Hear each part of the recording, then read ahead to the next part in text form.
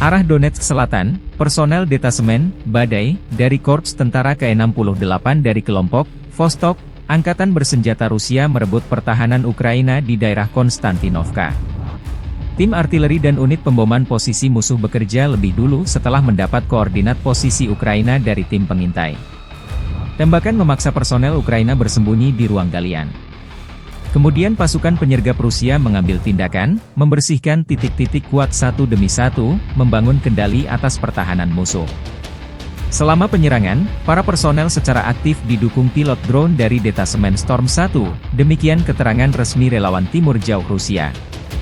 Relawan Timur Jauh berhasil mendapatkan pijakan di posisi yang direbut, sehingga memperluas zona kendali pasukan Rusia di wilayah Konstantinovka.